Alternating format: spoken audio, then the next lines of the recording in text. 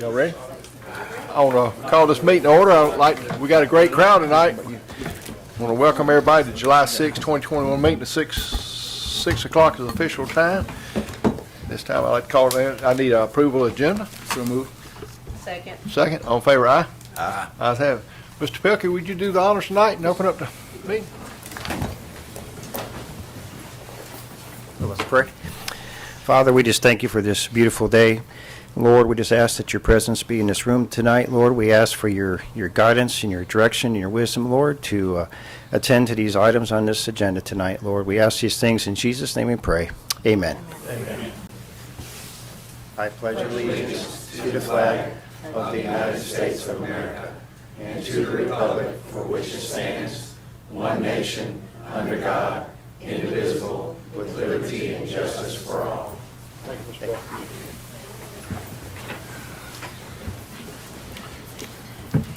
We have several zoning items tonight that's getting ready to be presented. If you're here in opposition of any of these requests, you will have an opportunity to speak during the hearing.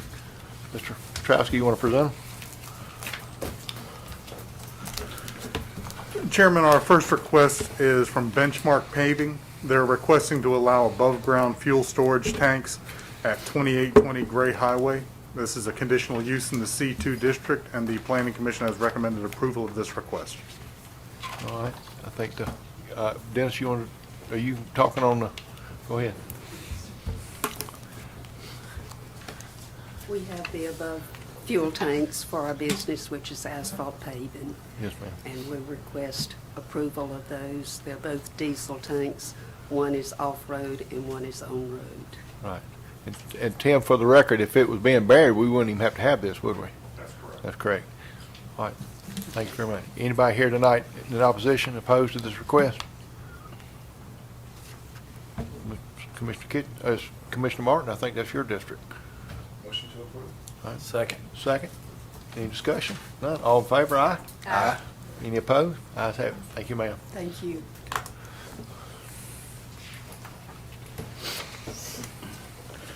Chairman, item B is a request by Middle Georgia Electric. This is to allow an electrical trade shop to be established in the existing building on this property. It is the old Watson Plumbing building. We have granted conditional uses for similar uses in the past. Once the building is vacated for 60 days or more, those conditional uses expire. So for that reason, a new application is required. Planning Commission has recommended approval of this request. Keith, you got anything you want to say? No. Anybody here tonight opposed this request? Mr. Martin, you?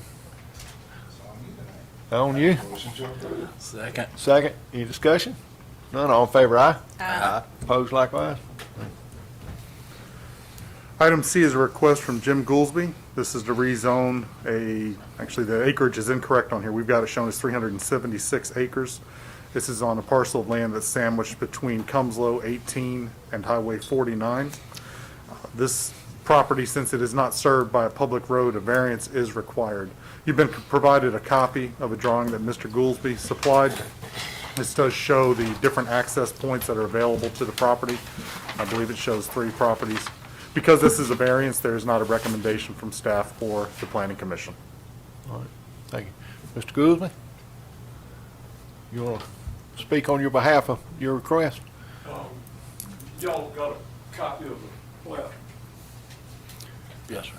You got you need photographs? I got it all. What it is 474 acres. And it's got prescriptive route into it. It's got a public 20-foot road that was a public road, and we granted a 100-foot strip that actually services both of them. And reason being we want to break it in 2 pieces is because in reselling something, it's kind of hard to find somebody who wants to buy nearly 500 acres. Right. So, and it's not going to change use-wise. It's planted in pine trees, and hunters hunt it, and that's probably the way it's going to be for the rest of my life. So. Any questions for Mr. Goolsby? No? Thank you. Anybody here tonight opposed to this request? Got one? Mr. Vaughn, this is yours. I make a motion to approve the variance allowance. Second. Second. Any more discussion? None, all in favor, aye? Aye. The ayes have it, thank you. Chairman, our final item is a request by Melvin Hitchcock. This is to allow the subdivision of a 2.7 acre parcel that is located on a private road off of Hitchcock Road. The Planning Commission did not hear this because this is a private road request. We did approve a similar request about 10 years ago on this road for the parcel directly across the street. All right, Mr. Hitchcock? would you like-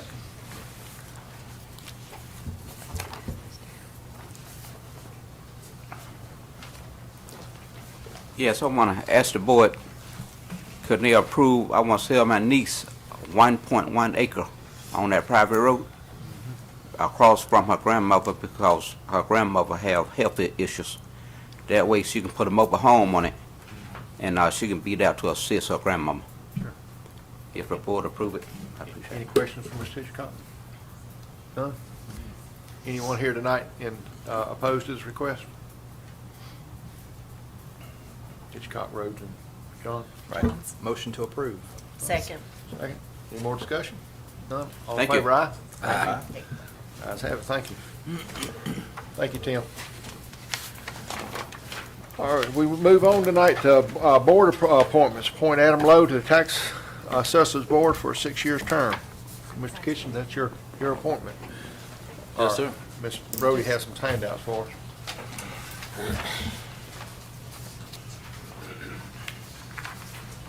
You explain your family? I mean, not unless there's an issue with it. That's Okay, just to all right, tell you all legally you can move forward with this appointment. okay.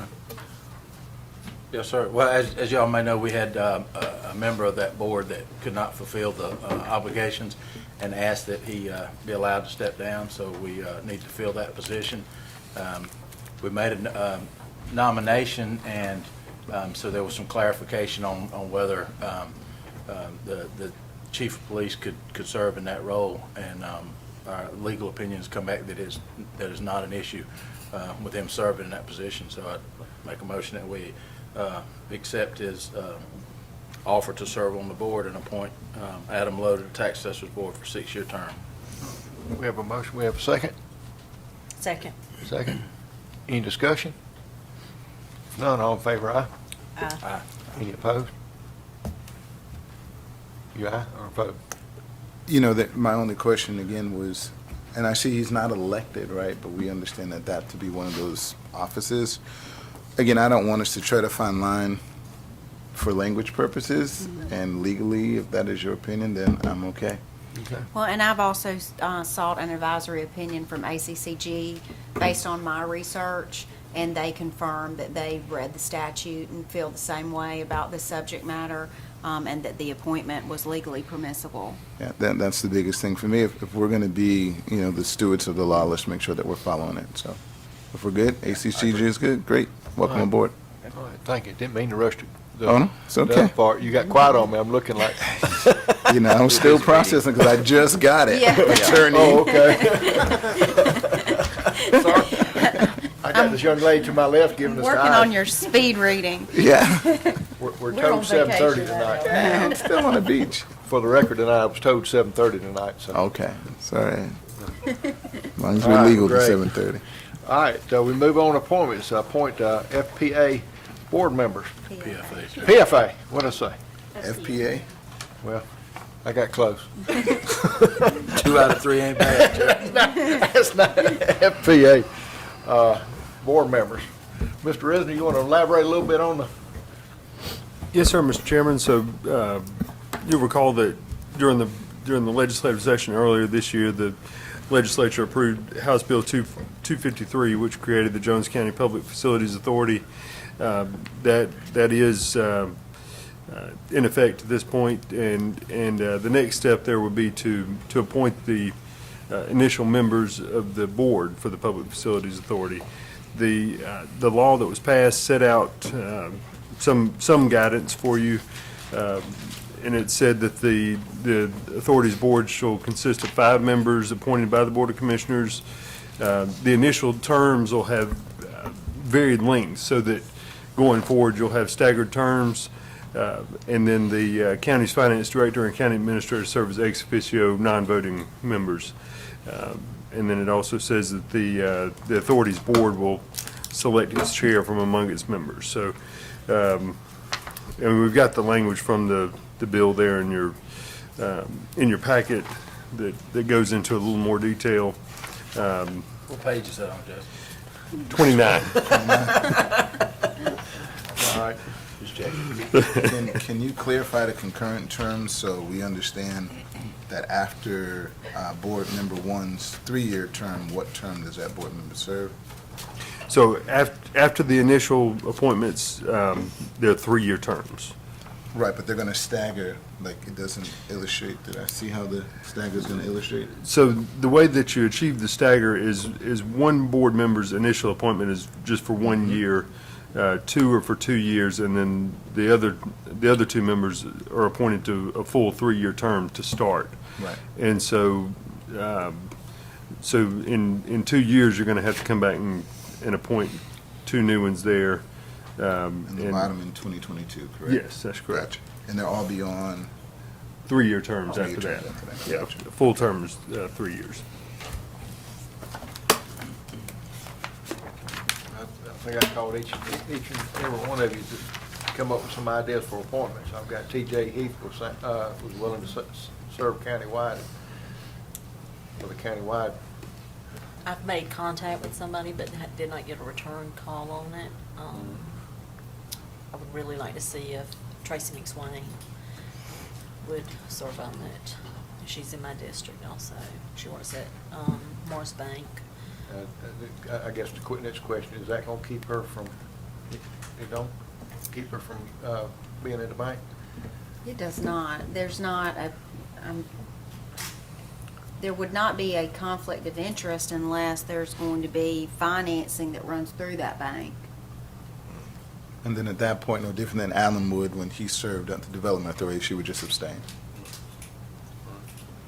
So I'll try to reach out again. Okay. Commissioner Martin? You know, you and I spoke. I did not have a contact at the Rock Quarry. That would have been my initial preference for Martin Marietta. And then second was a couple owners. And then third, of course, was Sunset Harris from District 4. If we have to name somebody tonight, it would be Sunset Harris. All right. We need them tonight, Jason? You know, if the board is still working with potential appointees, I think it's okay to wait until the next meeting, or you know, however much time you need to work through that. You know, we are working on some refinancing now, sort of in the interim here to have that teed up and ready to go when the board is in place. So, you know, probably the sooner the better. But yeah, I think it's not catastrophic if it's not done tonight. The sooner the better, and as well for the board to make a decision. When we formulated PFA, there were discussions that there would be sort of 1 or 2 appointments by the Board of Commissioners, and then maybe 1 representative from the school board and 1 from the city. If you all would prefer for the 5 positions to be 1 selection by each commissioner, that's fine as well, but at least there'd be a consensus of the direction that you all are going in. I like the idea of an appointment from each. We've done that on most other boards, and it represents each district and represents the diversity in our community as well. All right. Well, we got 2 pending here. John, have you got? I would like to wait until next meeting. I'll have, a firm candidate then. I got my candidate. Go forward. On board. All right. Yeah. You'll go ahead and announce them. We're Yeah, going to vote on it. Jamie Huckabee, All right. So business, local business owner. we got T.J. Heath and Jamie Huckabee both confirmed. Very good. And Mr. Chairman, one thing for the board to keep in mind, when you go to appointing the different ones, just tell us if they're going to be one of the 3-year terms, one of the 2-year terms, or the 1-year term. Just drawing it out of a hat, looks like to me. Might be drawing straws. Drawing straws on that one. Yeah. Right. Well, we've got 2 confirmed tonight. If we want to go ahead and make a motion and second on these two and go ahead and get them in place, and then we'll look for the other three. I make a motion to appoint the two members, T.J. Heath and Jamie Huckabee, to the PFA board. We have a motion, we have a second? Second. Second. Any more discussion? None, all in favor, aye? Aye. Any opposed? Ayes have it, thank you. You all just want to determine the term limits once you have the full Sure. 5-member board. Sure. I see one sitting back in the back, might be a little kin to you, might rub him into something. He ain't know what I'm Better talking catch about. him. He's not paying attention right now. Before he leaves. That may be my next one, Yeah. Tracy. He's in my district. He's in your district, that's what I'm hitting, right? You better catch him before he leaves. He's got an obligation when my granddaddy used to sit in that chair, so he's got to participate. All right, reappoint Ms. Joy Carr to the DBHDD Regional Advisory Council for a 3-year term. We just appointed her to fulfill the unexpired term, and now we need to appoint her to. Do you need a motion, Chairman? I do, I can't do this, I'm will- baiting y'all as much as I I will can. happily make a motion to reappoint Joy Carter to the Second. DBHDD Regional Advisory Council for a 3-year term. Second. Any more discussion? All in favor, aye? Aye. Ayes have it. Thank you, Ms. Joy. I like how we don't give her that choice, too. You just go ahead. I didn't even look at her. I looked up as I was saying aye. Been voluntold. All right, tonight we've got our consent agenda and approval of minutes. We had a work session June 15th, 2021, along with our third Tuesday. The board's had an opportunity to look at the minutes. So moved, Chairman. Second. Second. All in favor, aye? Aye. All right, ayes have it. Mr. Banks, you here tonight? All right, our visitor didn't show up tonight. New business, authorize the GOSP grant application, Jakes Woods. Mr. Gregg, the floor is yours. Thank you very much, Mr. Chairman. I'm joined here this evening by Ms. Caitlin Mead from the Regional Commission as well here too. So she'll be the one who will talk with you in just a minute. And I know we've also got Ms. Earlene Hamilton from the Old Clinton Historical Society here as well too. But just to give a very brief overview, we've got a couple of grant opportunities that are coming forward here in the upcoming weeks, months ahead for recreation improvements in Jones County. I know there's been an interest in the Jakes Woods area, so I'm going to let Caitlin talk some about what the grant opportunities are. And then the main thing we're going to be looking for is hopefully authorization to move forward, or at the very least, planning to look at the cost and match, as that'll be one of the biggest components. So, Caitlin, do you want to talk briefly about the options? I do. I would love to. Okay, so it all lined up pretty perfectly since our last meeting in Jakes Woods, but currently there's a recreational trails program grant which authorizes $200,000 max to non-motorized trails, and it covers everything that's basically not a sidewalk. So the Jakes Woods Trail that we had visited would be a really great candidate, and even the archaeological trail at Old Tanyard also. Land acquisition can be part of that. The match for the rec trails, RTP as we call it, is 20% minimum, which would mean that the county would potentially have to match about $50,000 for the project. And I'll have a little pamphlet if y'all are interested in reading a little more about it.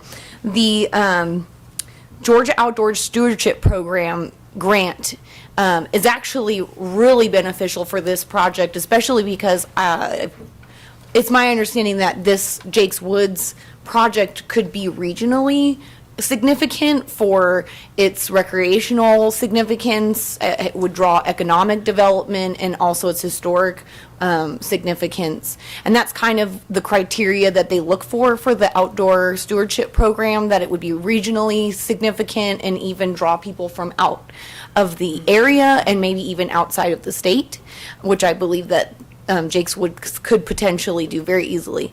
And so that's, of course, a heftier amount that you could get, but also a heftier match, but it's only 25% with a $500,000 max. So, or no, it's a $3 million max, a minimum of $500,000, but the match minimum would be about $166,000. And so there's some materials that we could send you about just the application process and if you have any questions, we have a few deadlines coming up. That the outdoor stewardship also includes land acquisition, so that would be beneficial, and you'd still have a good chunk of those funds for trails development. And then the Land Water Conservation Fund, y'all, I believe, are familiar with that. It cycles out with the rec trails grant, so if we just do rec trails, you could potentially next year go after Land Water Conservation Fund grants. So there's a lot of options to fund Jake's Woods. Any questions? Just some clear, we're applying for both? So you could potentially apply for rec trails and outdoor stewardship, yes, for the this- same project. Okay. Based on your experience and Greg's, what's the likelihood when they see both? Yeah, so they are selected by different boards at different times, actually. Gotcha. Okay. So the only requirement is that the two cannot be dependent on one another. Okay. But if you have two separate applications that both stand strong on their own for slightly different components at the same site, as long as one is not dependent on the other, you could apply for both, and it would not adversely impact you one way or the other. And the real important one is, if we go after the 200,000 and we get it, when they're looking at us for the 500,000, is that going to knock us out? No, they'll actually look at the bigger one first. Oh, good. All right. Excellent. Thank you. Any other questions? Well, looking at potential, so obviously if we go after the bigger one, we're gonna look at more matching funds. And, we talked about some potential partnerships to help get some matching funds. I almost think the GOSP grant is the quickest. I mean, to me, it nails everything we're talking about doing with Jake's Woods and all that area around it, and would give us enough to get the property and get started and actually get something on the ground that would attract people. And I think we'd probably get a lot more buy-in from partners with that one too. The other thing is the other opportunities that we're looking at, other potential things that the other grant would fund. I don't like leaving money on the table, but I think if we go after the bigger one first, or go after both of them when we get the bigger one, the smaller one might not fit our other project as well as it does the Jake Woods project. And I feel real good about the Jake's Woods project. I think that would be very enticing to a grant application. So what's your motion, sir? To go with number one, authorize GOSP grant application Second. for Jake Woods. Thanks for the help, Dave. Yeah, that's right. We just need a little push, not over the edge. Any more discussion? If none, all in favor, aye? Aye. Ayes have it, thank you. Great. And I think I get to stay You up got here, one is that more, right? stay on up there, one Okay, Georgia great. grant application. Yes, we've got another grant application to look at here, and I may call on Mr. Tim Ingram to help out with this one here as well too, because it will be tied in with item number 5 on your agenda later on down. But basically, the One Georgia Authority has grant funding available for economic development that is used in capacity building. And one of the areas that could be helpful for is for water and sewer infrastructure to Griswoldville Industrial Park specifically in this case. So the grant application is for up to $500,000. We would intend to ask for the full amount. To support that, the county Board of Commissioners would need to be the applicant because you were the owner of the sewer infrastructure that would be going into the ground there. There is not a required match on this grant. The only requirement is that you have enough to get the project done, which Tim will talk about a little bit in more detail in that regard. But you already have a GFA loan that will help out with this. This would be on top of that GFA. And so in effect, the GFA also counts towards that match that you're putting in. So this is free money? Well, if you get it, yes. I'm But just- yeah, basically free money. I'm just clarifying, of course, a motion to approve. I mean, why are we debating this? Second. Third, I'm making this complicated. get one more fourth, we won't have to put it up for a vote. Any more discussion? None, all in favor, aye? Aye. Thanks, Have it. Greg. Thank you.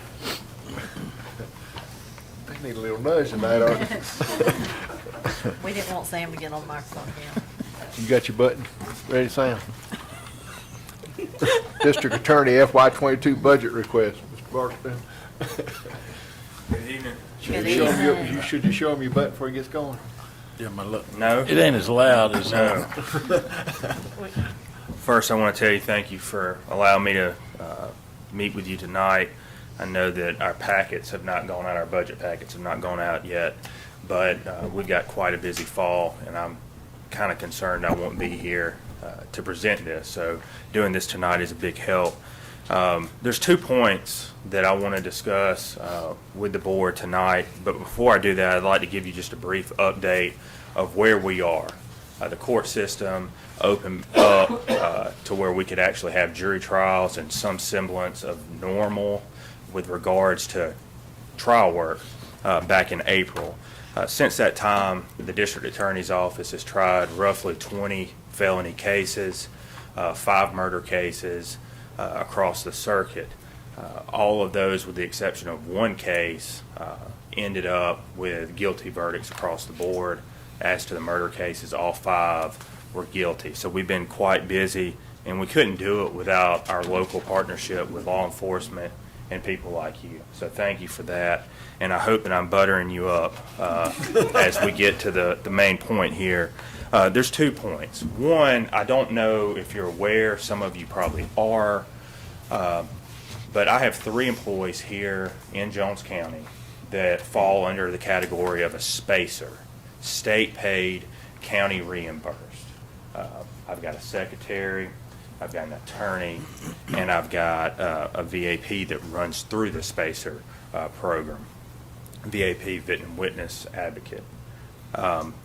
SPACER meaning that they get a paycheck. Their paycheck is from the state of Georgia, which is run through the Prosecuting Attorneys Council.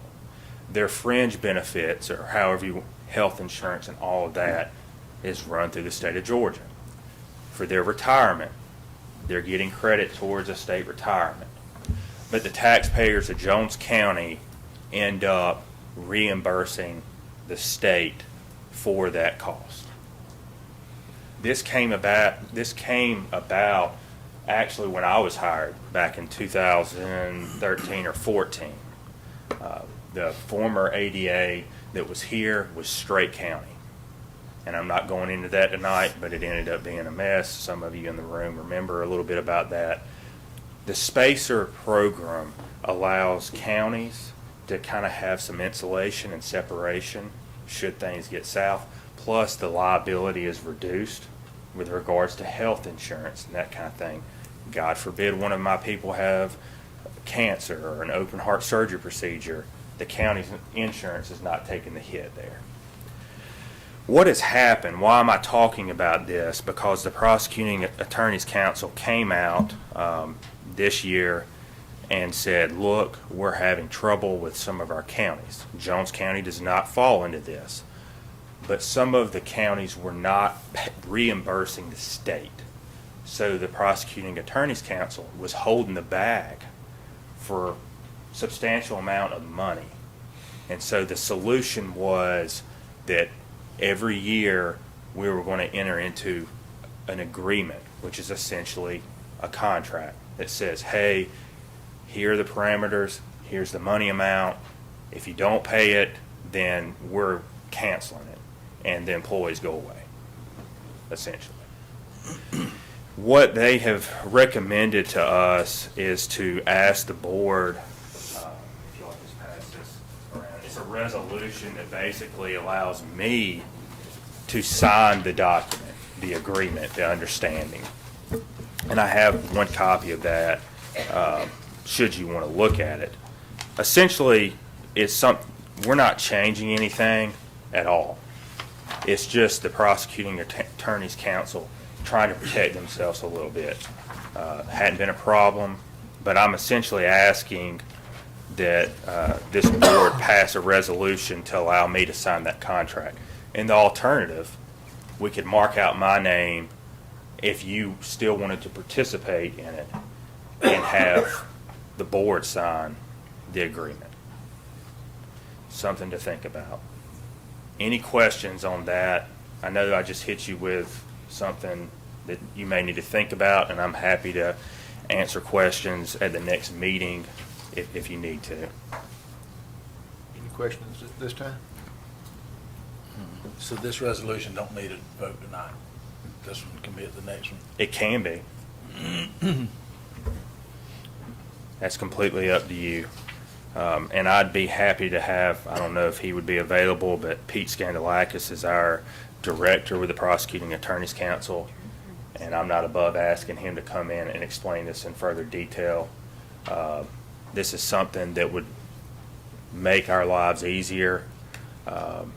It's something that I don't have necessarily control over. They're telling me if we're going to continue to participate in it, there needs to be an agreement that outlines exactly what we're agreeing to do. Right, and I don't have a problem with the resolution. What is probably unclear for all of us is exactly what's expected from a monetary standpoint, because I don't see that. And then if a county does not participate and we still have, are we spreading that burden? Because we know that someone else came before us and we're sharing cost. Yeah, as to your spacer positions, these people are in Jones County.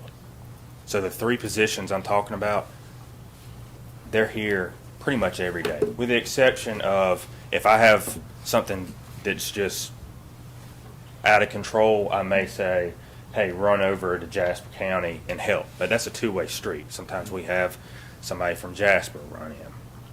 So We're actually doing this now, though, this resolution. you're already, Verbally. I'm sorry, We're basically doing this on a verbal agreement right now. that's correct. So And this just makes it, this contract that I've given to Commissioner Martin outlines exactly what PAC is doing for you, and also what the expectation, monetary. You're already doing all of this, but this is if PAC doesn't hold their end of the deal up, you can turn the lights off just that quick. But it may be as to this that we take this up once y'all have time to process what exactly we're talking about. That's completely understandable. So is there no agreement now, or do we normally sign it as a board? It has gone on as a verbal for forever, and that's why really it makes good business sense to do this. Right. So Yeah, in theory, I don't see a bit of problem with it. We're already doing it. I guess my question would be kind of similar to Commissioner Martin is, if we know there was an issue at one point in time and this happens to be an issue again, how does it protect us, or how might it harm us? as to the issue with that happened in 2013, the board at that time, our office was actually in the middle of a murder case here in Jones County, and the board met at 2:30 in the afternoon and eliminated the position that was a full county position. 2 months later, I was hired, and I was hired under the Spacer program. Okay? So it took Straight County and moved it to, I was getting a paycheck from the state of Georgia and all my benefits. Quite frankly, the county got burned a little bit on that deal, and that's why the Spacer position, as Fred Bright put it, was a better option, a safer option for the county. It reduces your liability across the board. And he's polite, so I'm just going to say, we ended up getting sued for the balance of the fringe benefit, and this protects us from that, in my opinion. Correct. Just in case anybody wants to see. any action the board wants to take tonight? Motion to approve resolution. We're already paying it, we're already doing it. We're already doing it verbally. We got a motion to approve? Yeah, we're good on. have you- My only concern is at the bottom where it says district attorney shall be responsible, and I just reviewed this, transferring all funds as necessary for all compensation, benefits, travel. I almost would prefer there being some additional language that says as detailed in your budget, so there's not just sort And of I'm fine with you writing open-ended. that in. Yeah. I'm fine with you writing that in to Because the there is resolution. a a defined budget Absolutely. that the county pays. Absolutely. And the truth of the matter is, and some of you may know this, I'm pretty sure Mr. Risner knows this, Miss Levita does a lot for us, and she basically handles everything. When we have an ask or a need, we go to her and say, Levita, can we do this? And sometimes she says yes, and sometimes she says no, and sometimes she might say maybe. So I'm fine. Whatever makes this board comfortable, I'm Just fine something with that it. references back that this board has approved a certain Yeah. dollar amount Sure. for budget. Yeah, line the And item. dollar that's amount's in in- the budget. That's in the The dollar amount contract. is in the contract. I kind of. I'm talking about the resolution. Oh, I it's in haven't the seen a contract. contract. Yeah, and that's probably the only reason I'd like to wait till next meeting, just because I'm also reading it says that the district attorney is responsible for transferring to the state.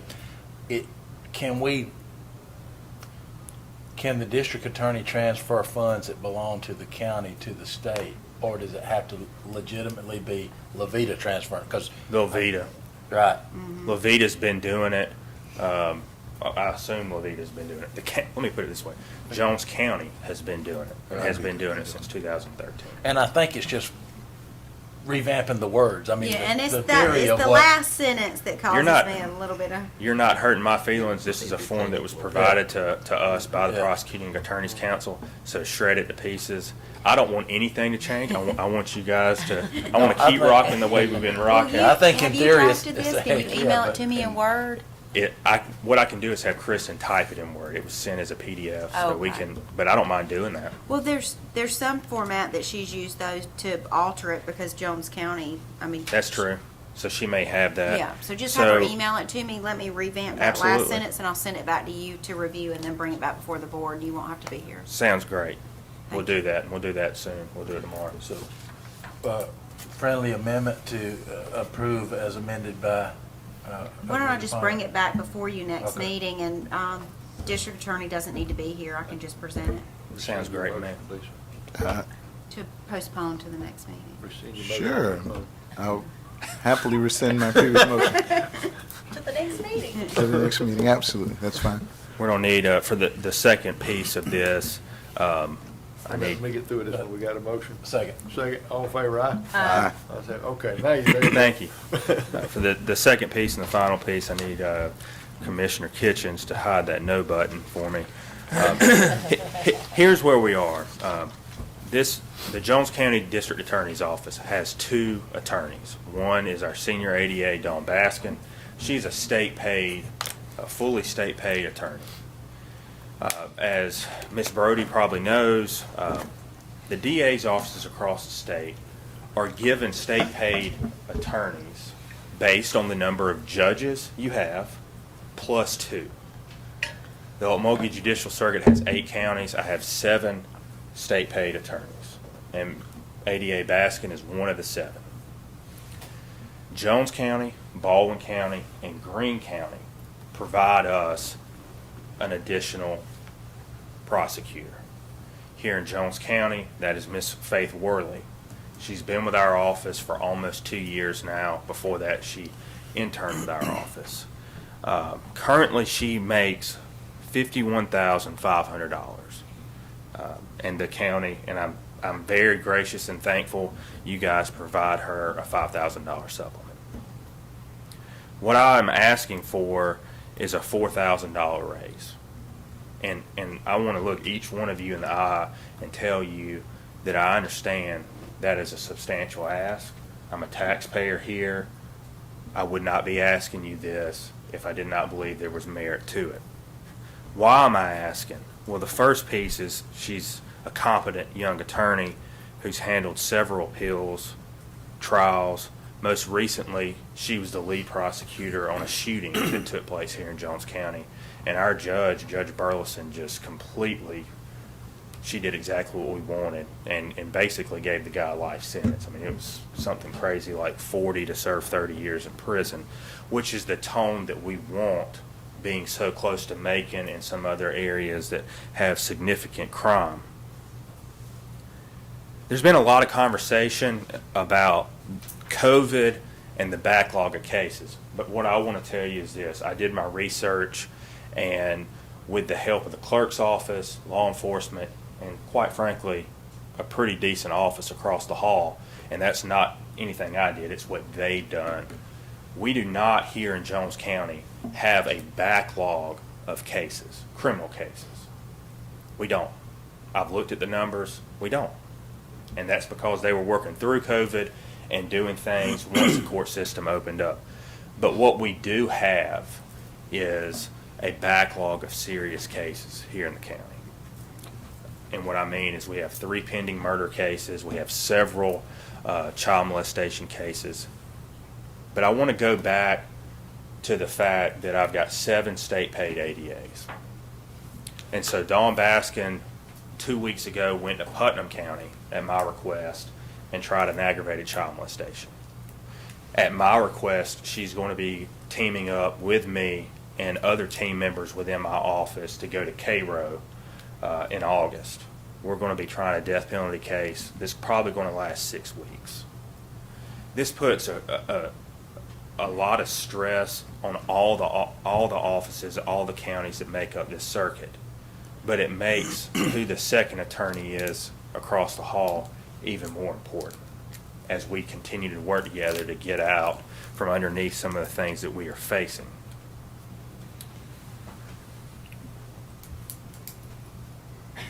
The other thing I want to point to, and I'll use Baldwin County as an example. In March of this year, I had a county-paid attorney resign. That position is still open. I had probably 4 applicants, and out of the 4 applicants, 0. None of them had a bar license. Every single one of them they were still in law school and going to take the bar exam. Ultimately, I decided to hire a young lady that did not have a bar license, that was going to take the exam. She's going to take it in a couple of weeks. I pray that she'll make it. But we've gone without, which has been a burden. We've gone without since March. We've struggled to get applicants. We've got a position in Jasper County for a secretary. We have 3 applicants. Where I'm at is I've got a pretty decent young attorney that I'd like to keep. And if you were to be inclined and graciously grant what I'm asking for, I feel comfortable going to her and saying, hey, I went to bat for you, the commissioners went to bat for you. She's happy where she is, but she's also got student loans, and there's a lot of overhead associated with her becoming an attorney. And that leads me to the last point, and then I'll be quiet and answer any questions you may have of me. What I want, and I'm coming now, not as your district attorney, but as a citizen of Jones County. I want the very best for this county. There's a little pride. I'm not supposed to show any special treatment or anything along those lines, but I'm super proud to live here, to raise my 3 children here. I'm proud of it. I want the very best product that I can give to this county. It started with me being hired. And since the date of my hire, that office right across the hall has been a continuing revolving door. I left after 2 years, and the only reason I left was for more money. Then we had Trey Scott come in. He left. He's over our juvenile court division. Then Ashley Herndon came in. So in an 8-year period, we're seeing the attorney, our junior attorney, leave after a year, 2 years. What I would like is make my job difficult. And what I mean by that is when I have somebody good, I want to keep them. Make it difficult from the standpoint of when I have another opening in a state position, make it competitive to where this junior attorney wants to stay here in Jones County. Because what's happening right now is we're getting young attorneys, and I was one of them, and her husband had to deal with me and the growing pains associated with a young attorney, and some of the people here watch that process. But Jones County lost their investment. You paid for a young attorney that didn't know what they were doing to learn here in Jones County and then leave.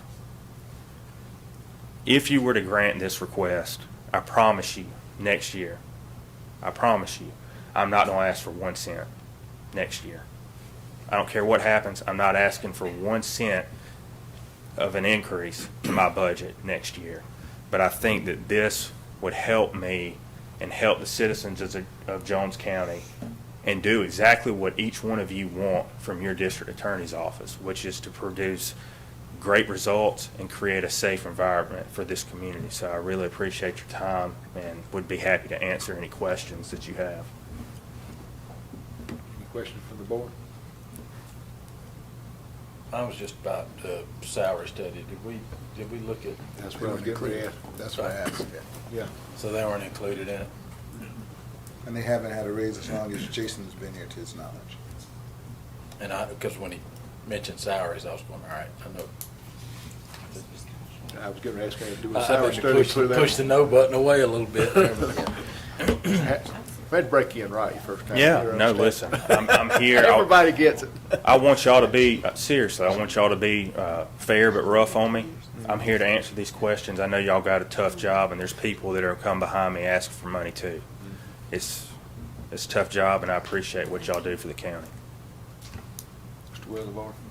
Motion to approve. Second. Second. We have a motion to second. Any other discussion? All in favor, aye? Aye. Aye. Any opposed? You know what? You got quiet on me. Take that button. No, since he's got the votes to pass it, I'm gonna say, nobody is more appreciative of what y'all do. I honestly 1,000% believe that what you do, what our courts does, and what our law enforcement does, affords me the ability to live here in peace. And my family is protected 1,000%. I love that, and I love every one of you guys that do it. My only thing is consistency. We've had other elected officials that come in, and my whole stance has been, let's look at it from the budget. I want to say yes because we hadn't done the salary study, and I do honestly believe that. So since I got 3 other votes here, I'm going to stick with my guns and vote no. That's fine. I understand. But I'm glad you got it. Thank you. Thank you very much. Thank you for the fine job y'all Appreciate do. you. And we'll get that to you, Ms. Brody, that document, and doll it up how you want to. And I appreciate everything that you guys do. I really do, and thank you so much for approving this. Appreciate you. Thank y'all. See, Sam, you got to sit closer to Jason. I asked all that question and got all my information. Did I'm you? good to go. So you already had it ready. Absolutely. Well, great. Like I said, they are doing a great job. Moving forward, bid award, generators. Mr. Ingram, you're up here for a couple. On your table tonight, you have a letter from us and a bid tabulation. And Jason prepared a source and use document. It's the last page that's in green and orange. June 25th, we opened bids for the generator project. Generator project installed 3 new generators and did some electrical upgrades at the 3 Haddock wells. It replaced the transfer switch in the generator for the EMA office, and it replaced the transfer switch and the generator for the 911 tower. Finished installing the generator, connecting it, doing the wiring here. And a 4th one was added, 4th location. Generators added that'll run animal services and the well that supplies it. Low bid was Middle Georgia Electric at $312,094.02. We recommend awarding the bid Middle Georgia. If you go over to the 3rd page, the area in green, what Jason has put together. Animal services and the generator, the government center would come out of general fund contingencies. A GEMA grant would help cover the cost for the EMA office and the tower. It's $25,000.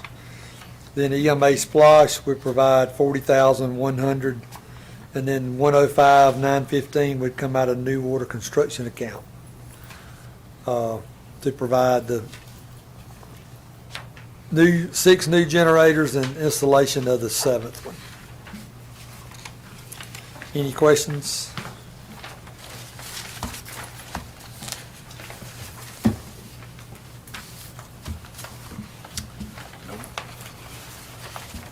Motion to approve awarding the bid to Middle Georgia Electric. Second. Second. Any more discussion? If none, all in favor, aye? Aye. Any opposed? Ayes have it. Thank you. Next item, this is the one Greg alluded to, the force main project. We are not ready to ask for award tonight. The low bid was $2.575 million. Yeah. Need some new batteries over there. I took the batteries out of it. We have about $865,000 in the One Georgia, in the GFA loan. We were gonna ask $500,000 from One Georgia. That leaves us a good bit short.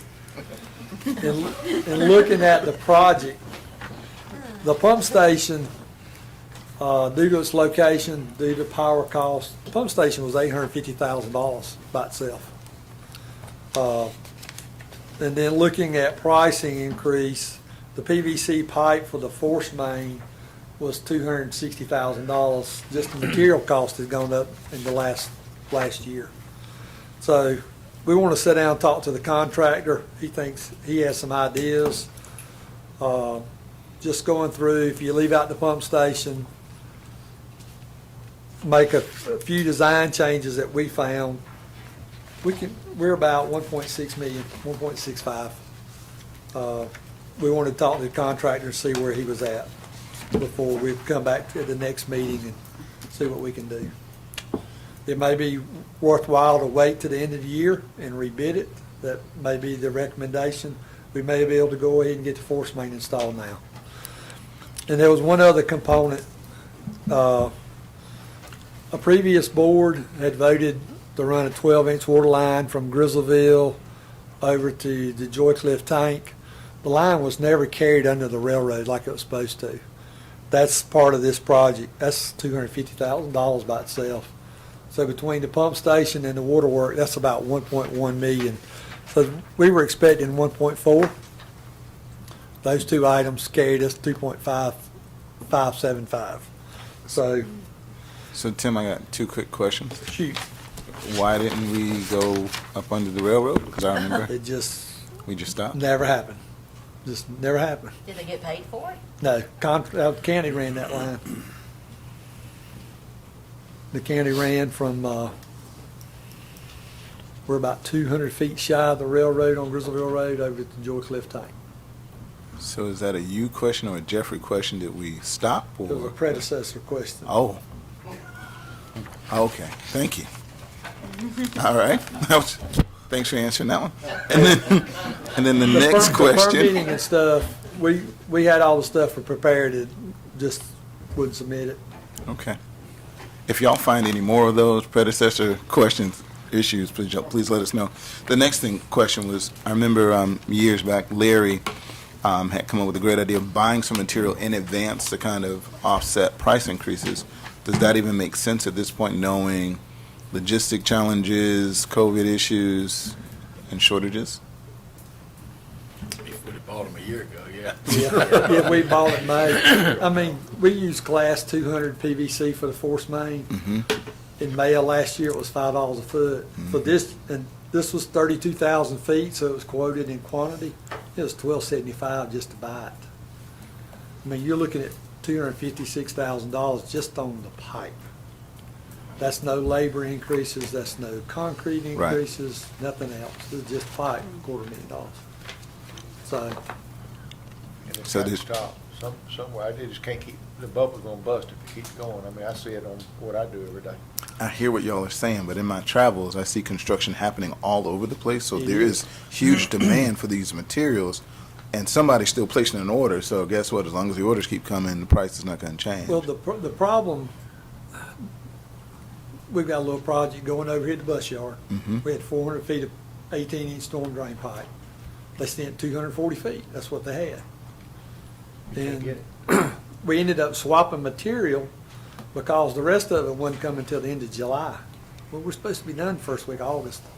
So again, that goes back to my question, not only price, but availability. Does it make sense to start the ordering process now? And you take that out, of course, out of the bid, so we at least have the resources when it's time. Just asking. Well, if pricing will come down, yeah. I mean, I could, yeah. Okay. For the water projects that the board has talked about doing, yeah, I can see buying that stuff directly. Okay. But, I mean, when 16-inch pipes, $70 a foot, it's double what it was. Yeah. Then hopefully, COVID hurt us. But the 3 hurricanes that went in off the Gulf Coast damaged the 2 resin plants in the U.S., and they have not caught up. Gotcha. I mean, they're manufacturing, I know pipe manufacturers that make HDPE, you'll get a truckload of pipe, take you 2-3 months, just because they're not getting the raw materials to make it. Gotcha. And that's the issue we run into. All right. We're going to trust that y'all keep an eye on that for us. Chris talked about having a price increase on some roofing over the weekend, had 2 PVC pipe. I bet they're averaging 2 to 3 a day. I had 2 increases over the weekend on one order. Mm-hmm. The order should have cost me about $2,800. I spent over $5,000. Okay. In the weekend. That's not more cheaper, more better, Jeff. Okay. Too late, I didn't order it. So I'm just going to remember $260,000 for PVC. So in the fall, it's $512. I'm going to look at y'all a little differently. Well, A lot of supply houses aren't ordering any inventory now because of the instability in the market. Right. Because as it goes up, some of them are actually falling also, and they don't want to get caught with. So, I mean, there's a lot of question right now in the marketplace. Yeah. And that's why nobody wants to stockpile anything or order ahead, because they don't know, you buy it $250 and sell it $150, you're in trouble. I can buy 12-inch ductile iron, same price I can buy 12-inch PVC. And usually historically, it's been a 30, 35, 40% price difference. It's not now. I got you. Thank you. All right, thank you. Motion to postpone the bid award on the force main. Is that what we're? Second. Second. Any more discussion? All in favor, aye? Aye. Ayes have it. You like that, didn't you, Councilman? We just made her happy. Well, that's right. You didn't even have to ask. We move forward. Little problem with cutting county roads. Commissioner Wood? Yes, sir, Mr. Chairman. Back early in this year, I spoke of, grass season was fast approaching, and now we're in the middle of it. I don't know if this would probably be more of an administrative issue, or thing for Jason to look at, but I do have a guest tonight. I'd like her to come forward. We are going to, need to look at how county roads are dealt with when mowing, and maybe use some examples that maybe the state does of whether we clean up, roads 2 days before, or a week before, or the day of. But, we've got to change some things, and, how we deal with the mowing and trash. Just for the record, could you introduce yourself and give us your address so we've got it for the... You can pull the mic to you. Oh, yeah. Usually when you do that, it goes, it's Wendy. My name's Diane Sherrick. I live at 459 Light and Tie Road. Been there about 24 years now. The other day, I was heading into town, going down Light and Tie to go to the gym, and you noticed the trash, and there was this large black bag of trash that I saw on the left-hand side and said, ooh, somebody needs to pick that up. Go to the gym, come home about 2 hours later, the mowers had come. Oh, look, there's 50,000 pieces of trash now. It was one bag of trash that turned into way too much trash. And it's a common occurrence. So that's my concern, is you see this all the time. Just a few pieces of trash, they come down, they take the time to set up the signs, and then they mow the trash. So that was my complaint. So, Thank you. thank you. Thank you. Commissioner Wood, you've had a talk with the sheriff today also. You want to... Yes, sir. I spoke with Sheriff Reese today, and very good conversation. And he and I are on the same page, you know, supporting each other on this. And we appreciate the sheriff and his efforts when he sends out an officer with a group of inmates, and he is willing to assist Jones County Public Works. But he and I both spoke, and it's, you know, Public Works' primary responsibility for the mowing and cleanliness of our right-of-ways on our county roads. And he is willing to assist, but it's, you know, it's the sheriff's responsibility as law enforcement. He does a fine job at that. But he stated several times he was willing to assist us however he can.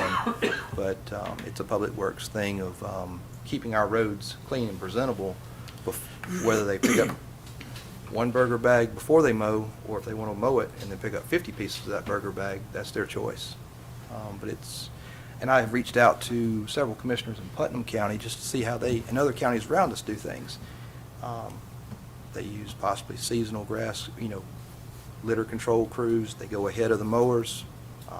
One commissioner told me they used an old gator, I think from the golf course.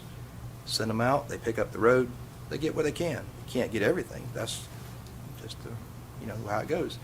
But they at least make an effort to keep the roads cleaner. Mowers come through, and if something gets missed, well, you circle back by and you pick it up. But you know, our county right-of-ways are our first thing you see when you come in, and it's important to keep them clean. And I've had concerns in the past, and I've seen yard sale signs mowed. I just, you know, we have to, you know, maybe talk as a group administratively of how to change something and make it work better. But I appreciate the time on that. Any questions for Commissioner Wood? You know, I'm just going to say, I don't know what you've talked to John Lowe about, or Angie, but I would definitely make a recommendation. And if we have to approve it here, where there's a crew that goes out and cleans, or bags, and there's a crew that goes back and pick it up, it just makes sense, because I've seen that as well. And it's a no-brainer. I mean, one trash bag turns into a 6-hour ordeal for 4 other people, when one person or a group of people could have picked it up in advance. And to be honest, the shredded trash doesn't really get picked up later. It sometimes just kind of sits there. But I'd like to see that into a policy too, so talk with John, and if, as a board, we need to approve that, that should just be common sense, I think. Right. And I can't remember, but I think a certain chairman used to send a crew out before the grass cutting, so. Chairman's position to do that. Yeah, it ain't yours. I'm just saying a certain one used to do it, so I know it's possible, because that's the largest department here in the county, and I don't think everybody's that busy, because, you know, you drive by, there's 1 working, 2 watching, and 3 in the truck. Right. Is the sheriff ever able to, was it Wayne? Is Wayne, the gentleman just retired that used to run the,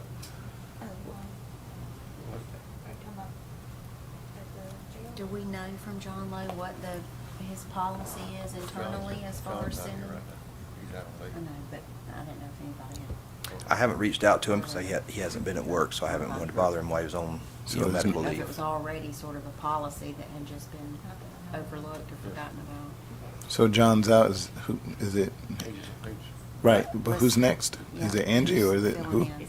Sydney, sorry. Sydney. I gotta keep up. I mean, I like the idea of the, you know, the sheriff's been great helping us, and that worked great.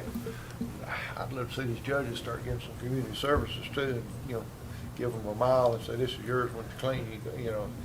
But we need people, the sheriff would need people in place to, if it's seasonally, just to be able to monitor those crews or those people that are doing their community services. Because that's, Jason and I talked earlier, you know, sometimes you sit there and find somebody, they'll write a check quick, but if they have to go pick it up in 5 different pieces over a mile, they ain't gonna, they'll remember that. Well, and I don't doubt that that's not a valid thing. We've talked about that. I think we've kicked that can at least twice before, but we have a department that we actually pay money to do things. So, again, I would ask John, hey, let's talk with Sydney and see if we can come up with something simple. That's Jason's project. Oh, oops, sorry, Jason, sorry. All right. I mean, I something noticed Matt at the golf course and recreation product, when they go out there and mow, his guys know what to do. And when the golf course gets mowed or recreation complexes, they're spotless when the mowers leave. And I applaud Matt for that.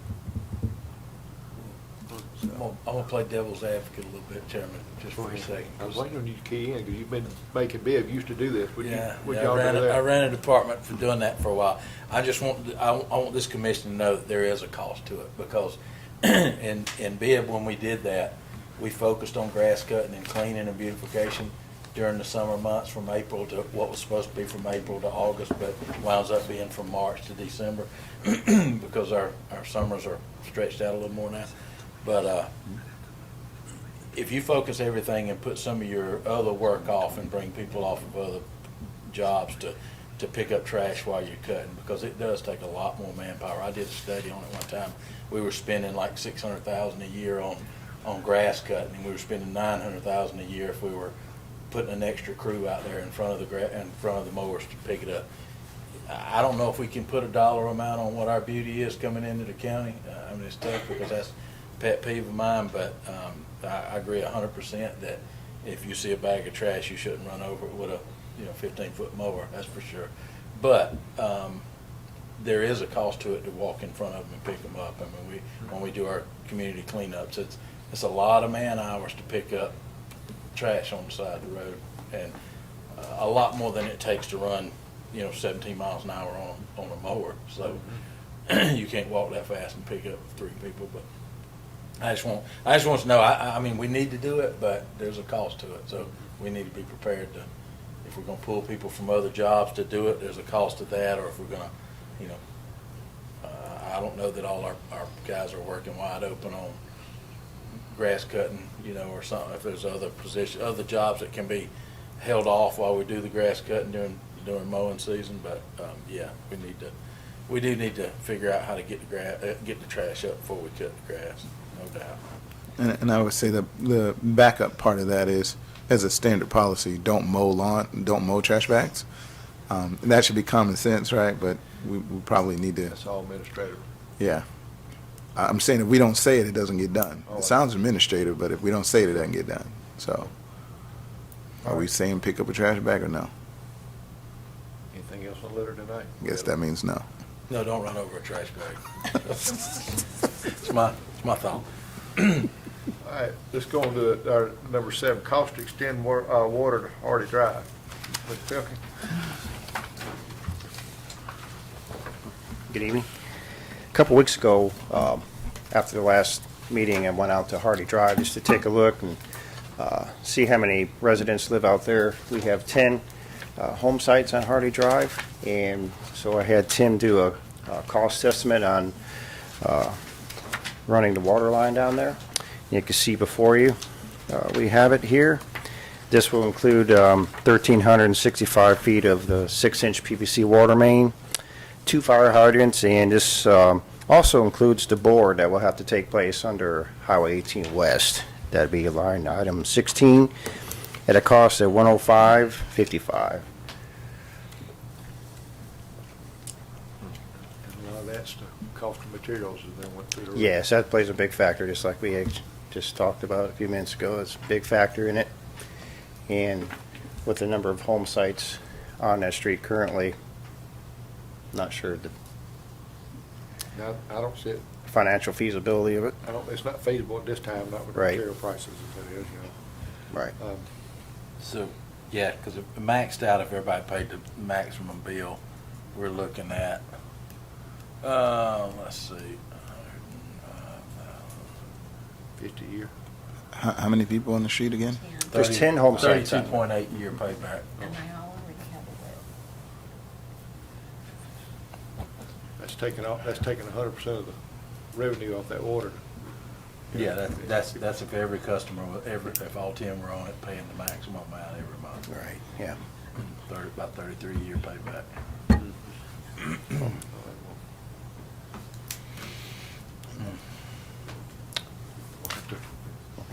I think we had to sit on that one for a while, Yeah. like we do some of the other. That's the only thing you had, wasn't it? Right, that's right. Thank you, All right, Jeff. Thank you. Jakes Woods letter of intent, Mr. Resner. Yes, Mr. Chairman, this goes along with the Georgia Outdoor Stewardship Grant application. As you know, we've been working with the conservation fund on the potential acquisition of that property. You have in your packets there a draft letter of intent that basically says that the county will pursue acquisition of that property with grant funds. There is, let's see if I can get to it here.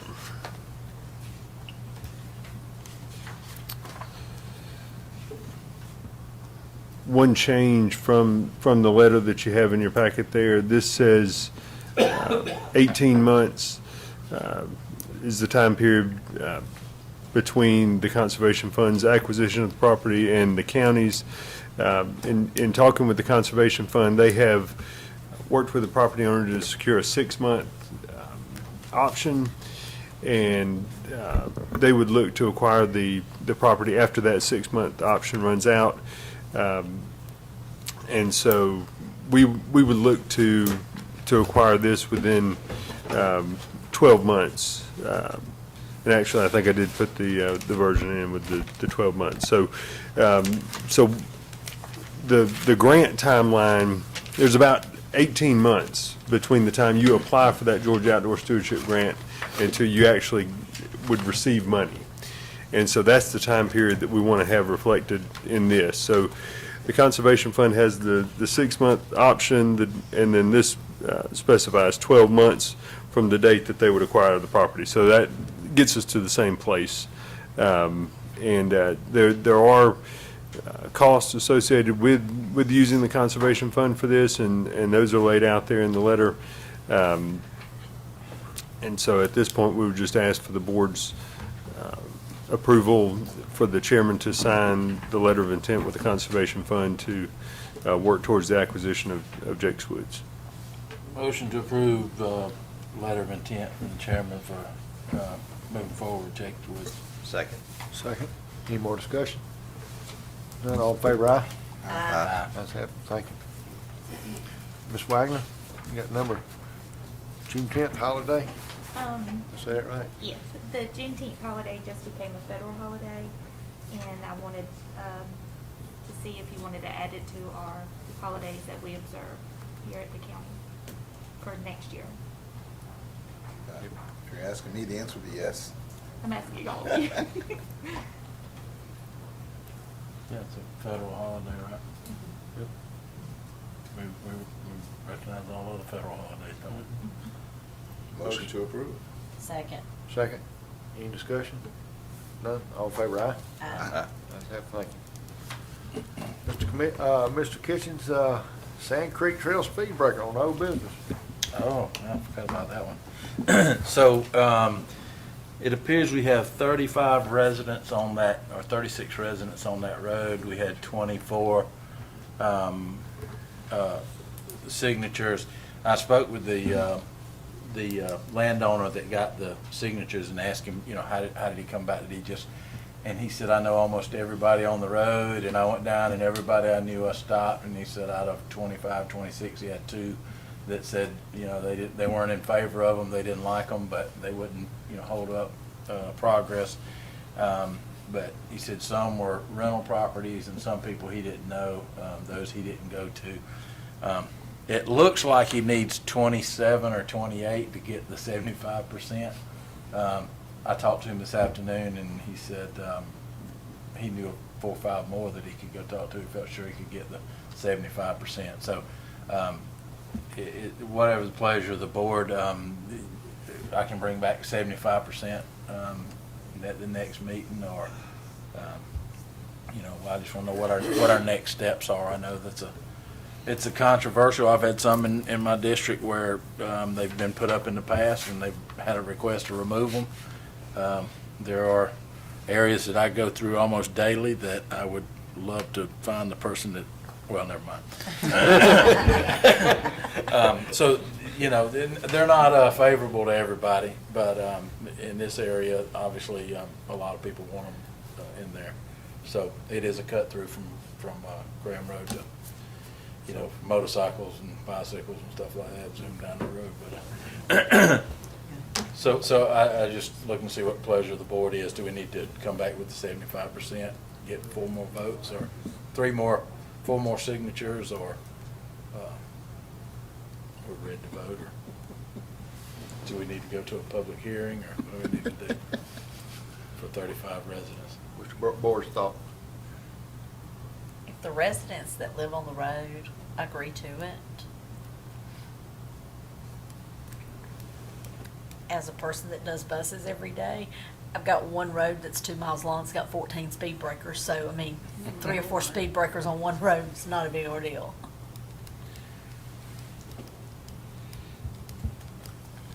What we gonna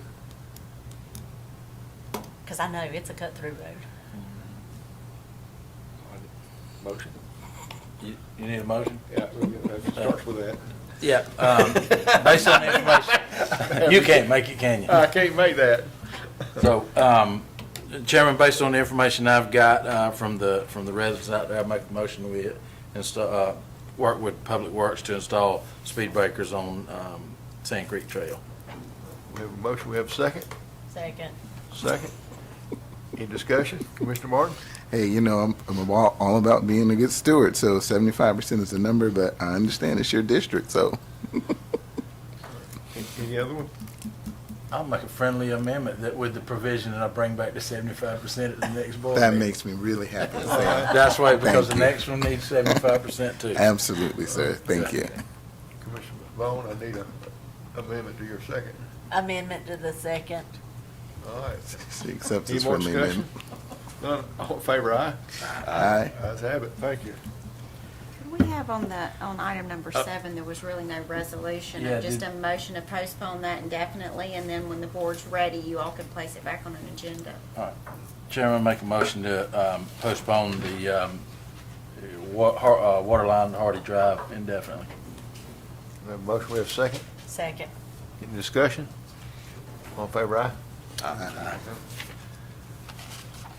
Mr. Resner, LMIG. Yes, sir, Mr. Chairman, we had discussion about this at the last meeting, and there were several different options that we looked at there. On, let's see, page 44 in your packet.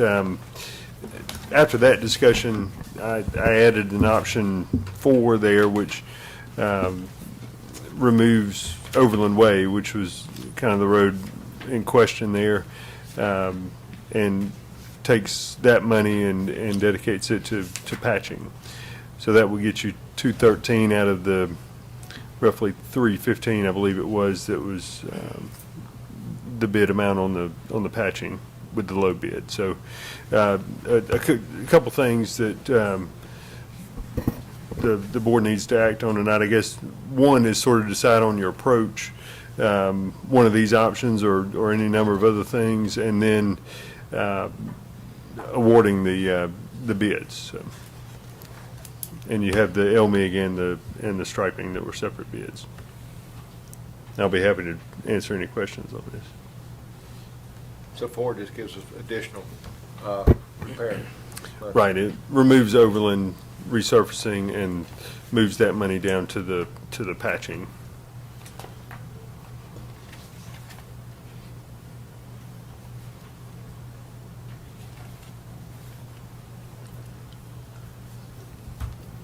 I agree, Overland's not as bad as, we've got a lot of other roads in there that could use some patching before we do Overland. That's correct. We have several roads. I know District 2 does, and I'm sure every district is blessed with roads that have safety hazards and issues. Throw a motorcycle off the road or in the ditch, or even a small passenger car. Or over a speed bump. What option does the board want to go with tonight? So not to make Jason go back and do more, because now there's 230,000 for patching. I was just going to ask on the roads list what was next, and did it fit inside that 230? I'd have to look. I can look real quick. Okay. Because I know there were some other roads mentioned, and I don't want to just throw it all in patching. We really need to do some roads.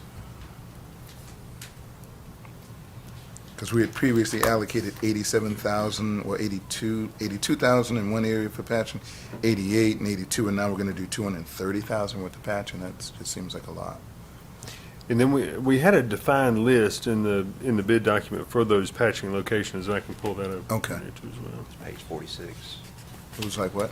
Page 46. Page 46, yep. Yeah, flip over, it's got to add alternate 4. Ah, there we go. Thank you. I feel better. I'm like it's like a lot of apples in a basket for, all right. Stallings, Royal, Davis, Creekside, Confederate, River Bend, Stewart Farm. Okay. So Davis Road, what's the cost on the Davis Road? Do you have a cost on that? I don't. I'd have to go back and dig that out, but basically for the purposes of the bid document, we came up with the total quantity of patching, just a square yards quantity, and specified the roads that would be on. I don't have the exact quantity for the roads, so. And help me with this, you got alternate 3, Confederate Road, 82,000. Then you also have it under patching. So is it part of the road's gonna get done, the other part's getting patched? Typo? And No. Royal Lane is listed as. Yeah, there's anyway, 2 too. Royals Yeah, and 2 I think, Confederates. wish Mr. Wendell was here. Where'd you- Honestly, I'd have to go back and ask on that. It may be where, depending on how bad the spots are, if, in some instances, you have to do the patch and then overlay over the top of it, but the patch area is not bad enough. I mean, it may be where just the overlay would be enough to fix whatever the issue is there. I'd have to check on that. Okay.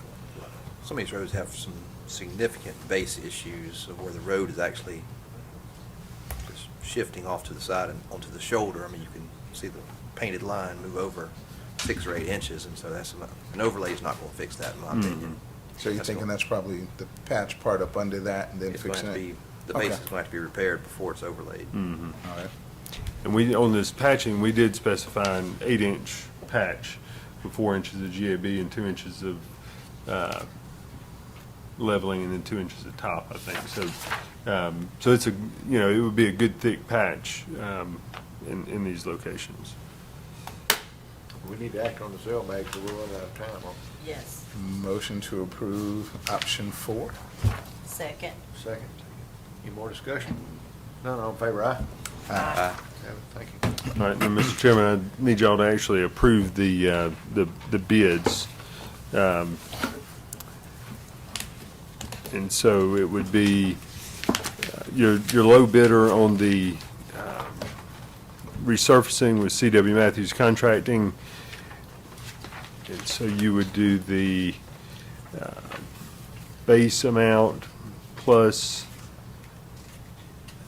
add alternates 2, 3, and 4. All right, make a motion to award C.W. Matthews with the base amount and add alternate of 7/19/629.68 and alternates 2, 3, and 4. And 4 would be a partial amount. 4 being a partial amount based on the list on the next page.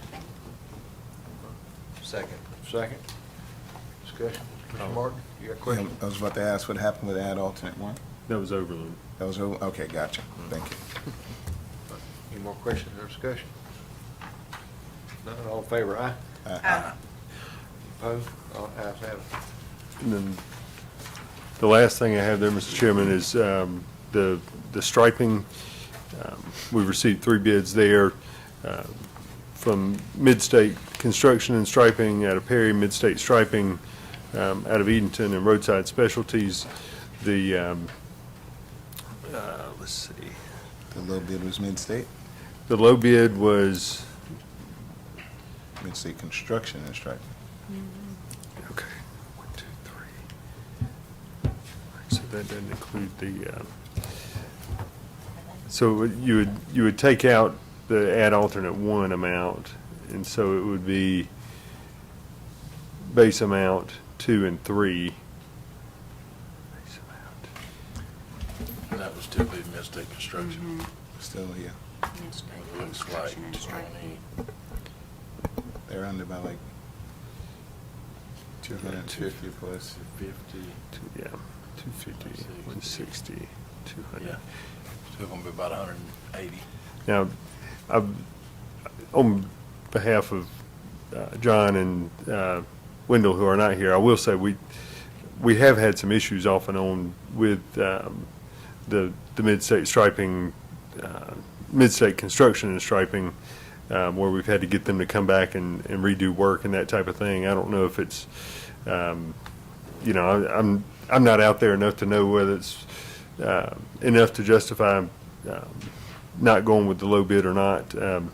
Unfortunately, they're not here to kind of speak to that, but I did, you know, just want to pass that along to the board. After- Is Mid-State Striping a Jones County company, based company? The Mid-State Striping is based out of Edenton. I think the owners live in Jones County, but they're based out of Edenton, I think is their address. And they did come back and fix the problem. Yeah.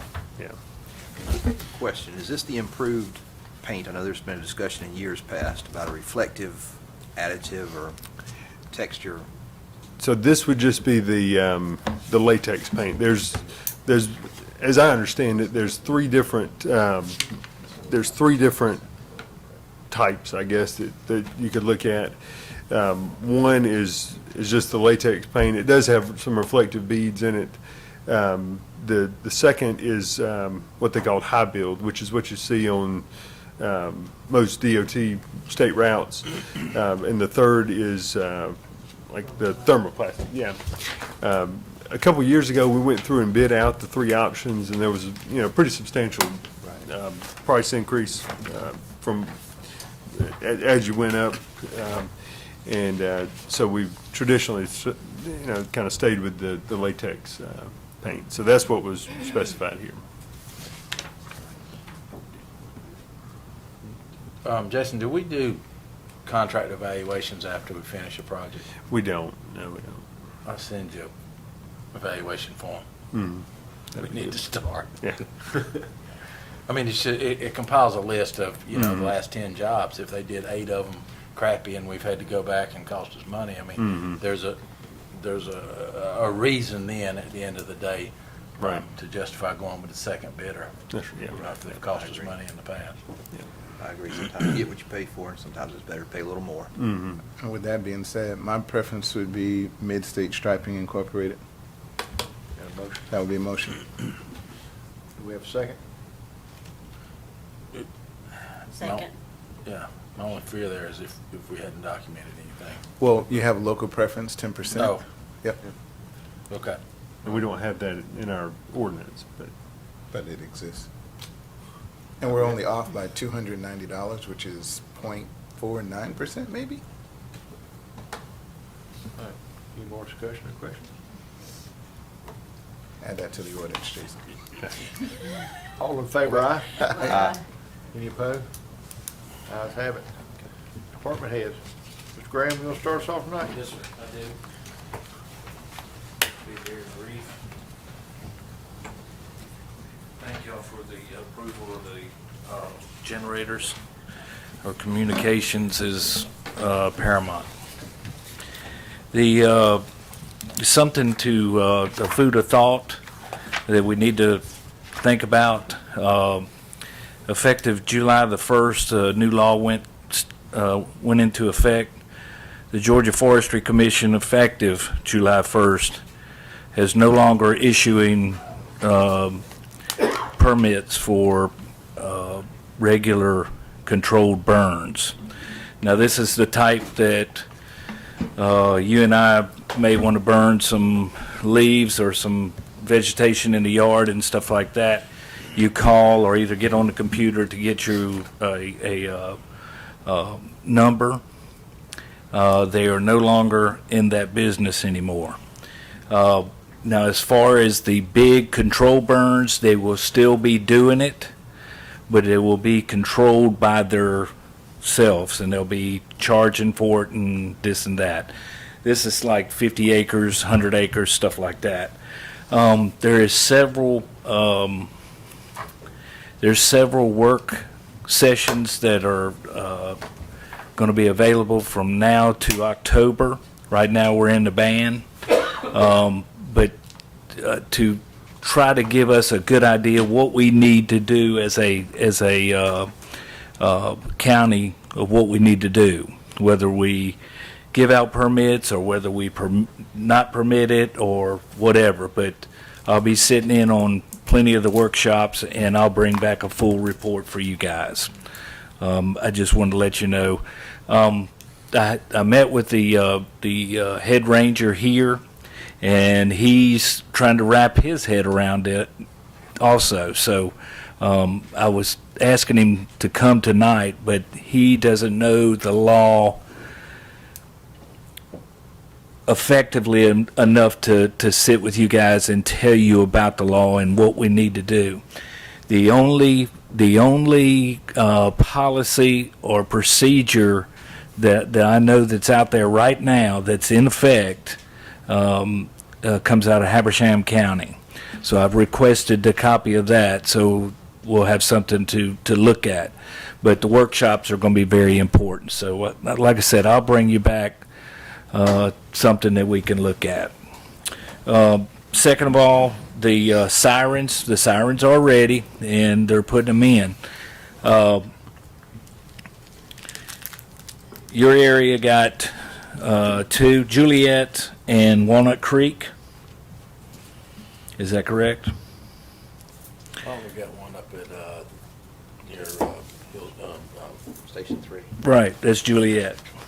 No, I mean up to Green Wayside? Settlement and Wayside. 11. Yeah. Right, we're working on that too. We've got 5A, Station 5A. I'm taking that small siren off of there, and the pole, which is only a smaller pole. That's a 12-volt siren. It's a small one that they've had for years that Tri-County gave to them a long time ago. We're going to move it to 5B and put up a large siren there at 5A, which will help out there, Green Settlement Road area. And we're looking at another place there on Hungerford. Okay, thank you. More to come there. Right. Your area, we've got Creekside. I didn't know where the line was drawn there, but I wanted to be even with everybody. Creekside and Rock Creek area, I've got that one going in. That's going to be a nice one. But that's 4. But I've got 2 more that I'll come to the board later on to go ahead and set. So I'm not leaving you out, Commissioner Martin, and I've got some plans for you too. But we're going to put those in the ground. There'll be 5 in different places, and we don't have to pay for 4 of them. So last thing, the tropical storm, I'll be very brief with it. We've been watching it for the last couple days. The 5 o'clock Storm Center said it's past Key West. It's tracking northeast. It's going to hit land just up above Tampa, cross over, and hit our coastal area. It is predicted to overnight to go to a status of a hurricane, Cat 1, but it should not be there for long. Once it gets on the property, on the land there, it should drop back down to a tropical storm. We are ready, and the bold letters that the Storm Center sent me was the latest info continues to indicate limited impacts for north and central Georgia. So we should see no more than a couple inches of rain, and we may see 20 to 30 mile an hour winds gusting. So we're ready, our stations are ready, and our people are ready. That's all I have. I appreciate you. Amen. Mr. Pelt, Any questions? Thank you, Don. Thank you, Don. Mr. Pelt, you got anything now? Dawn, are mine going to be nice ones too? Sir? Are mine going to be nice ones too? Yeah. Just checking. 'Cause no Wendy's are, so. Also like to second what Don said about the generators. It's such a needed items, Haddock, and we've always had a little portable unit that we would run up there just in case something happened. And I know Zeke up there will be thrilled to have them up there, so we're just very appreciative of the investment there. Thank you. Thank you. Mr. Redner? Mr. Chairman, I was just going to mention quickly, those of you that have been here a while may recall this, and for the benefit of Commissioner Wood and Commissioner Vaughn, sort of one of the early steps in the budget process and the mill rate setting process is that the board has to determine a proposed millage rate to advertise. We have to go through a series of advertisements in the newspaper kind of leading up to the adoption of the mill rate in the budget. And so sort of one of the first things I always come to the board with is asking you what mill rate to advertise.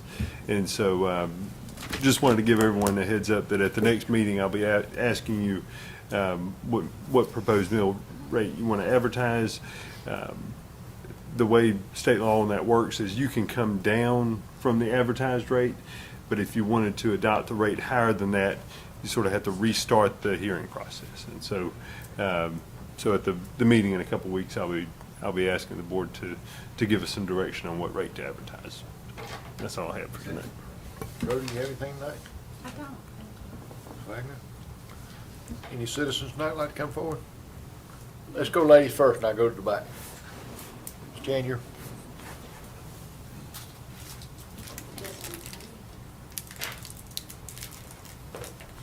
Jan Andrews, 122 Pamela Drive in Macon, but I live in Jones County. And Sam, you kind of talked about your road, and I forgot now what road it was, that were wanting the speed breakers.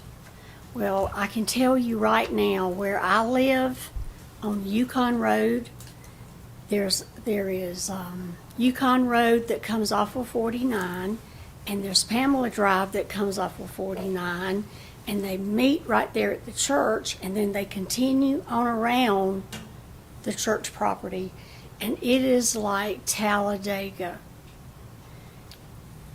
Motorcycles as loud as they can be, cars and trucks, mufflers going just as fast as they can go, and it is a very dangerous situation. And it wasn't that way until the Dollar General store was built.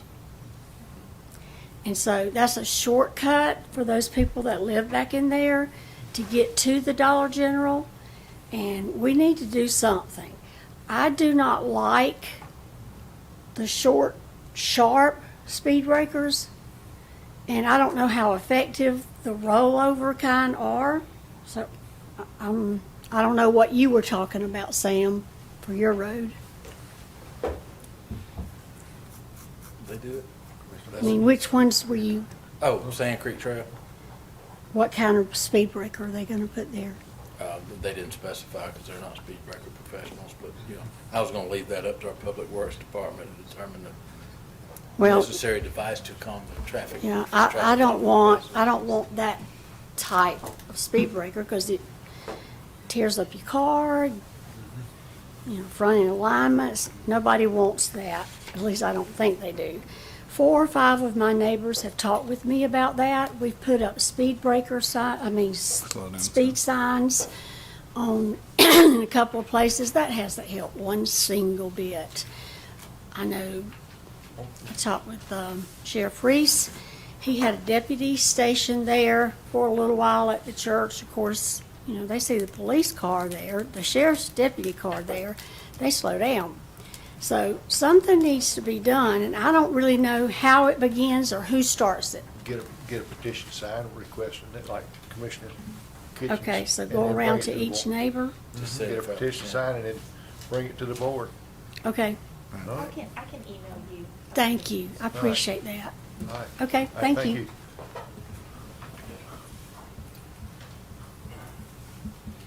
I promise you, I will be brief. We'll put you on another board if you're not. Do what? We'll put you on another board if you're not. No. I'm Frank Duke with the Black Committee, and the chairman here refers to me as a trash man, so I'll Chairman take of the that too. Black. Yeah, chairman of the Black. How many of you have this? How many still have Still this? got it? Have you read it? Bunch of it. Okay, a lot of things you've talked about tonight, some recommendations in here. Sure. So just, I just wanted to bring that out. It's been a great discussion tonight. Jones County is a great place to live. Is Wright mentioned, you mentioned, it's a wonderful place. But if we don't take care of blight, now, we're gonna be in the same situation as our neighbors down the road. You know, they're having a terrible time in Macon with all types of blight. So just keep that in mind. If y'all remember, we started this action plan in September of 19. We, with the help of Greg and the Middle Georgia Regional Commission, we completed it in September of 20. We had a work session in October.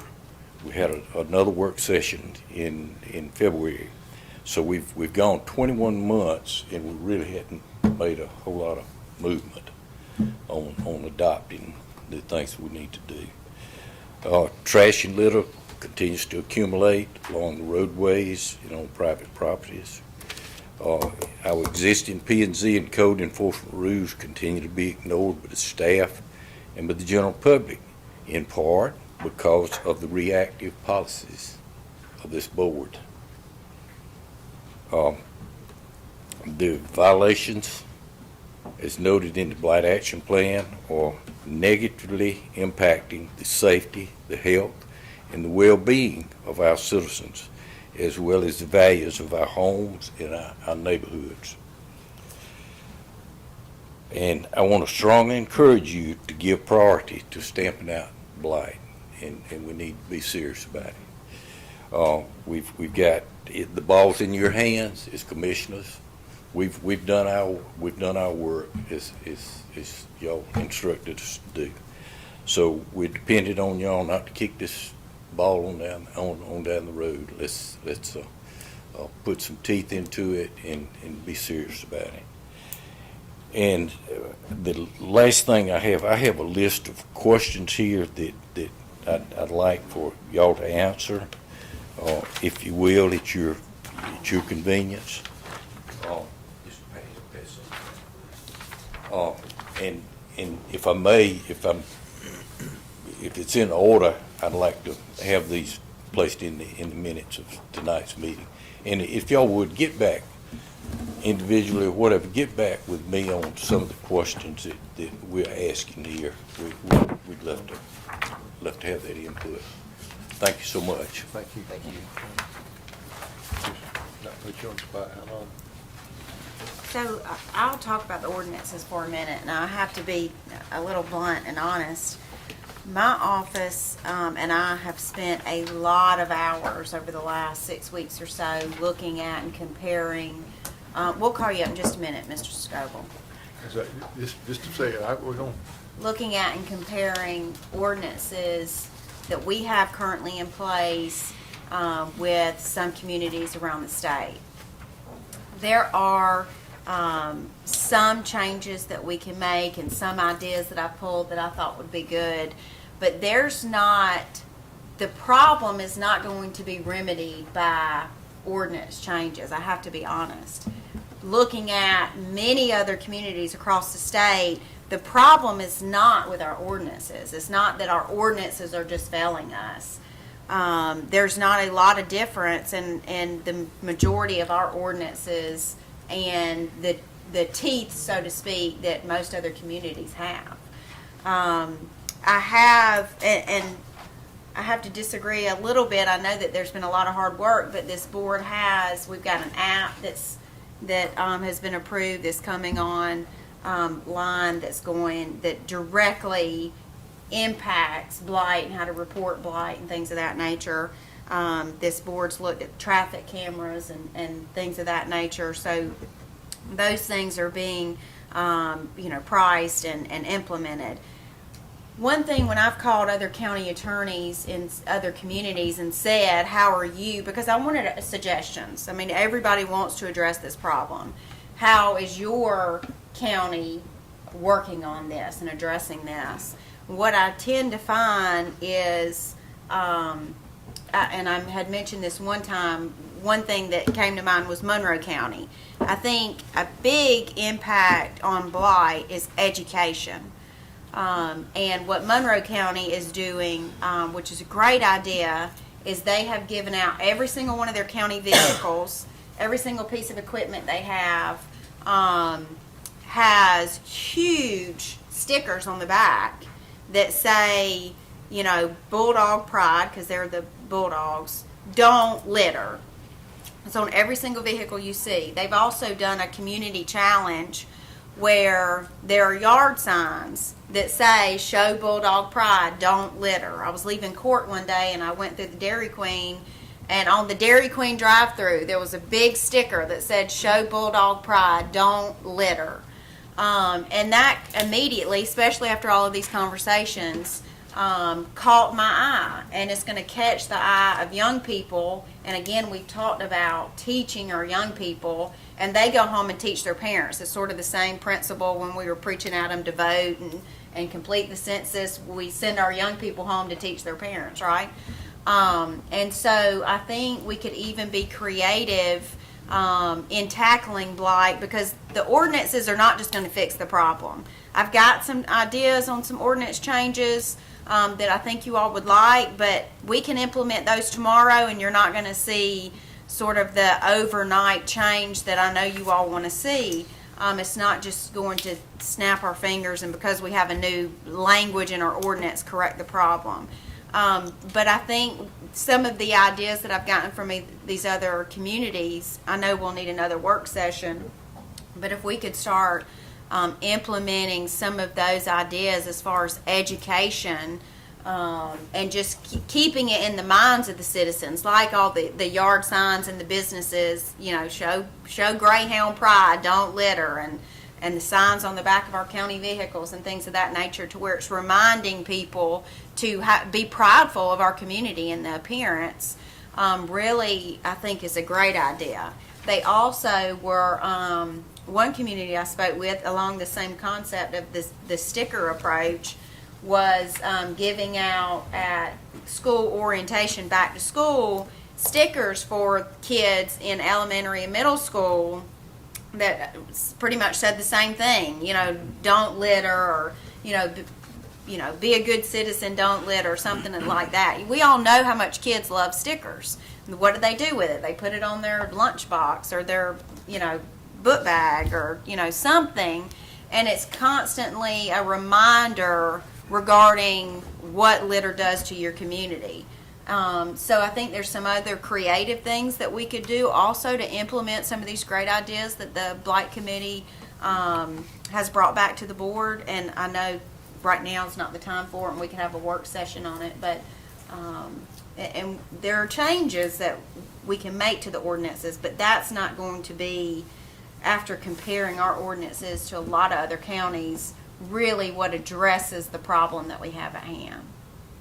Because you also have to catch the person. You can have an ironclad ordinance, but if you can't catch them, and like Travis Douglas said, when he gets behind somebody and they see a